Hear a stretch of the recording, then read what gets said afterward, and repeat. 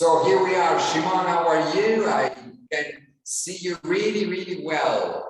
Thank you. Guys, we are connected with Shimon Samuels, that is the International Relationship Officer of Simon Wiesenthal Center and Verbal Lumiere, that we thanks to be part of our bootcamp with this youth from all around the world with UNESCO. And we asked, I'm a personal friend with Shimon, that is really, how can I say, an expert on anti-Semitism, and Shimon give us the favor to be free for us just to have a speech to us in this workshop about discrimination, pointed exactly about the anti-Semitism. So I wish to give the floor directly now to Shimon. Thank you again. And just to know, you see here is live. We are in Pollica, and there is the bell that is ringing something.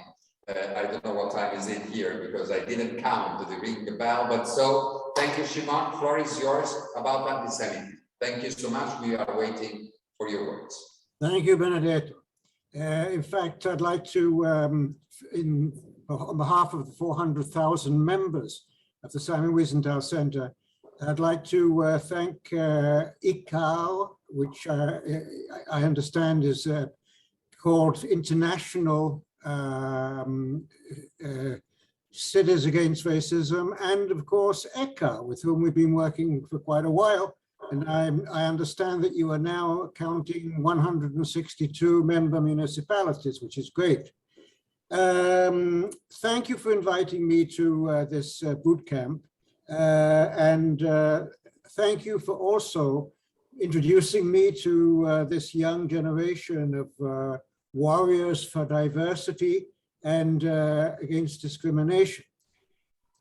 I'll be talking about anti-Semitism, but also the Wiesenthal Center is known for its fight against bigotry of any kind, against the indigenous, gypsophobia, LGBT, and all other forms of bigotry. So I'm speaking of anti-Semitism, and it's known as the longest hatred, a persistent virus constantly mutating to fit environmental circumstances. And I've also called it a drop of mercury in the palm of your hand. When the environment is cool and stable, it remains small and flat. When heated and hostile, it bulges according to the prevalent fever. I was born in England, and I grew up with a reverence for water. It was the 25-mile English Channel that saved the listed 330,000 Jews of Britain who would have been exterminated if the Nazis could have crossed the channel. 15 men, and I can see that you can see it on the PowerPoint, 15 men sat around a table in Berlin listing 11 million Jews to be shot or gassed according to their countries. This was the Wannsee Protocol, and Wannsee achieved 6 million victims, 1/3 of our people. Throughout history, Jews and Gentiles have together shaped cities, and local policies have placed them to remain and build common futures. So cities and villages, and I'd like to give a municipal example. From December 1940 to September 1944, the little French village of Chambon-sur-Lignon, with a population of 5,000, provided refuge for an estimated 3,500 Jews fleeing from the Vichy collaborators and the German Nazis. This was the fruit of the collective effort by the local pastor. I visited the village for the annual commemoration, and I asked the mayor, would you do it again today, nowadays? Welcome and hide refugees hunted down by an enemy authority? And he responded, no way. Look up in the sky by night and you may see the satellites. They found a patch of cannabis planted by a couple of local kids Imagine how easily they could find hundreds of refugees hiding in plain sight. I don't quite believe it, but so. One survivor witnessed at the time in 1941, nobody asked who was your father or who it was that you needed to pay. They just accepted each of us, taking us in, sheltering Jewish children, often parentless. And now Chambon-sur-Lignon is on the Yad Vashem memorial list of righteous cities. For those Jews who managed to flee Nazi Europe, among the historically successful Jewish refugee absorption sites was the case of Sosua, a village on the northern coast of the Dominican Republic. At the 1938 Evian Conference on Jewish Refugees, each representative of the 32 nations member of what preceded the United Nations explained why Jewish fugitives from Nazism were unwelcome. Some said they were communists, others said they were capitalists. Only the Dominican Republic offered to take a fairly large number of male Jewish agriculturalists. 5,000 managed to get there before the outbreak of World War II. Many left after the war, but those who stayed founded a cooperative and dairy farm, putting the small town on the map. I had the privilege in 1970 to drive the 200 kilometers across the island from the northern farm cooperative set up in Sosua by those Holocaust refugees to an Israeli rural training project in Aswa in the south. To have joined in building the village church for Dominican campesinos was for me a dramatic and personal act of transition from object to subject, from voyeur to actor, from beneficiary to benefactor, and we built that church. To a certain degree, I hear the echo of an ancient Jewish debate on two distinct modes for our people to interact with the world. The first is that we are a people that dwells alone, ostracized, marginalized, ghettoized, victimized, introverted. But also there's the second, and that is we are a light unto the nations, or try to be, a barometer, an alarm bell, a participant, and even a role model. These two modes have characterized diaspora Jews for centuries. In any case, we have been called to interact with the rest of society by the simple condition of having always been city dwellers, since ancient Babylon, or Jerusalem, or Alexandria. Today, we still speak of the communities from which they were expelled: Baghdad, Cordoba, Aden, Lisbon, Tripoli. Alternatively, the ghettos of Warsaw, Rome, Prague, Venice, etc. Some of these communities are as ancient as their city's history itself. Some have been blown away by war and pogroms, by hate and obscurantism. Others have been established throughout different phases of history, such as in the 13th century, the mountain Jews of Kirmez Kesebe in Azerbaijan, and they're still there, and I visited them. Or the 1899 Moisestown community in Argentina, where Jews, Italians, Ukrainians, and gauchos have overcome reciprocal wariness through the hard task of building a viable town together.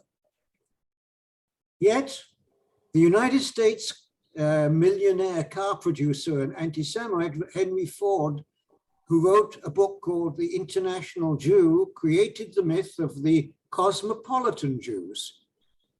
As bad, or perhaps even worse, were the protocols of the Elders of Zion, forged by Russian hate mongers, and this was later come to be known as a warrant for genocide. To recent accusations of being the dark force behind globalization and behind the corona COVID and its vaccine, as also in the recent canal, Ils sont partout, on online spiderweb of conspiracy theories with a list targeting French Jews and their presumed associates. By the way, we had it closed down by the competent authorities within 24 hours. but it seems to have now come back in the United States on social media. The fact of the matter is that Jews are the epitome of both local and of global, though they have made huge efforts to be recognized also as national through revolutions, for example, the French or the Soviet, struggles for independence, the Jews of Ireland or of Algeria, or the commitment in armies at war from the Napoleonic Empire to the First World War.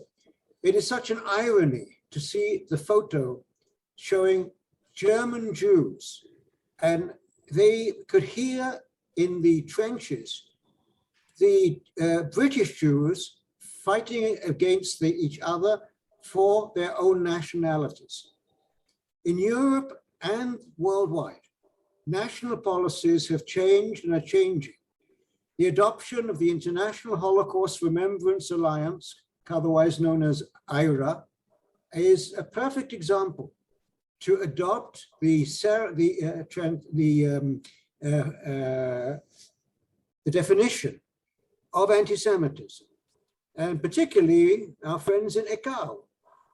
There is a national identity, and it is a fluctuating concept. Sometimes it includes all minorities and their vital contribution to society.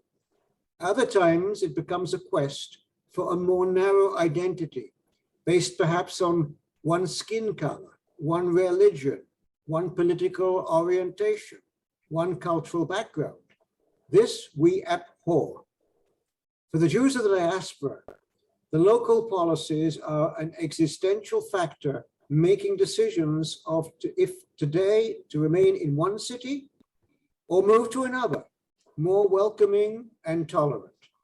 This has been the case, for example, of the thriving and integrated community of Jews in Sarcelles, a northern Paris suburb that has progressively escaped from harassment to the more safe and diverse arrondissement inside Paris. There are similar examples across Europe, in European cities that we can look at eventually.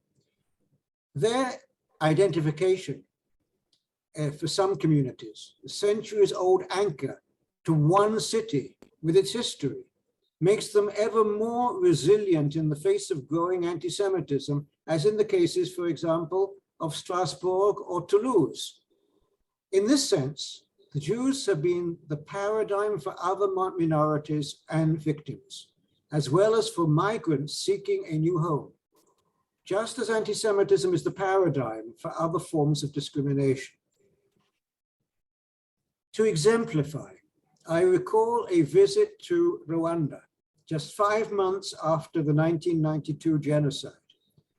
I was seated among an intergenerational circle of survivors: Armenia, Jews, Bosnia, Cambodia, Rwandans, and others. There was no pecking order, only a shared communion of pain. Though through others, each case was unique, but the Holocaust served as a common baseline. On another occasion, it was the 25th anniversary of Saddam Hussein's gassing of the Kurds. I went to Halabja to speak to the survivors. 5,000 dead in one day, 27,000 wounded. And I stated, as a Jew, once exiled from the land of Israel to Babylon, here a few kilometers from Iran, a genocidal wish, we wrote a book. And the book is the Talmud, which states, if I am not for myself, who will be? But if I'm only for myself, what am I? If not now, then when? So I added, we are here for you, just as I believe that you would be there for us. The exception of the Holocaust must serve as a weather vane or a wind sleeve to sound the alarm and train ears to the sounds of impending danger. Or it is perhaps the, perhaps it isn't. I'd like you to look at a photo of our mentor, Simon Wiesenthal. Standing next to him was Ben Kingsley, who portrayed Simon in a film called The Murderers Among Us. And further along, that's me. So Simon would say, what starts with the Jews is a barometer, an early warning system to combat our enemies while building solidarity with the other victims of denial, identity theft, and banalization. Our partnership with ICCAR and its plan of action and toolkit for its 162 member cities is meant to contribute the experience of Judaism to combat all other forms of discrimination, from segregation to stereotyping, from interdiction of worship to systematic persecution. Let's say we've seen it all. Over the past decades, I have often spoken of our approach as an international NGO, operating with a clenched fist and an outstretched arm, as is said in the Bible, book of Exodus. Now, to focus only on the outstretched arm, we have a series of ongoing educational programs compended by films, exhibitions, and books. Together with UNESCO, we have created a collection of books called Anti-Semitism, the Generic Hatred. These books have appeared in English, French, Spanish, Russian, and most difficult of all, in Arabic. But I'm very happy that that one happened. Probably one of the most successful programs to date is the 18 years that we have had of the essay competition with students from the former Soviet Union and the Eastern Bloc. The theme of all of its issues are related to the Holocaust and anti-Semitism, from historical to contemporary examples, in the context of countries where even denial was the norm. The first year, we received 21 submissions from universities. At our latest edition, we've received some 3,000 essays. Each year, in coordination with the Russian Holocaust Center, we have selected 5 laureates to visit UNESCO in Paris and present their essays. My wife, Graciela Shimon Samuels, she, for 20 years, was the advisor to 4 directors general of UNESCO, and this was her program. She organized it, and it is a unique competition. Unfortunately, COVID has limited us to a Zoom last time around, and the war in Ukraine would set us back to a climate of distrust and fear. From that essay competition experience, we have learned the concern of youth in the battle against prejudice and bigotry. We hope to launch a similar project to involve cities and students of ICCAR and ECCAR coalitions with a wider focus on what we call the value of life. For more details on our essay competition and other projects, please keep in touch with my assistant, Alex Uberti. May the participants of this boot camp return to their municipalities to protect all minorities from hate and violence. And we look forward to watching you rising to become the mayor of your city. Thank you.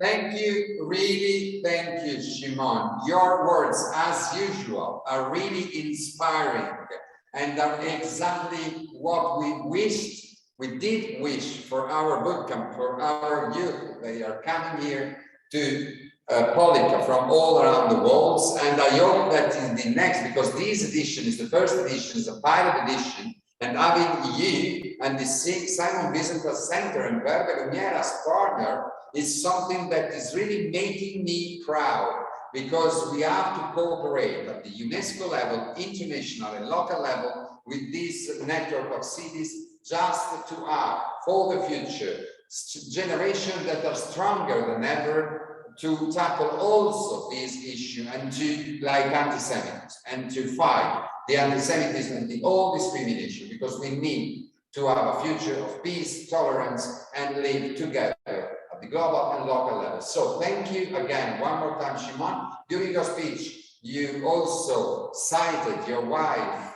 my favorite woman, that is Graciela. So send my greetings and from all the bootcamp participants to her, to you. Thanks one more time from your time. And also Simon Visitor Center and Verbe Lumiere. I hope to see you soon in person. Thank you so much. Thank you.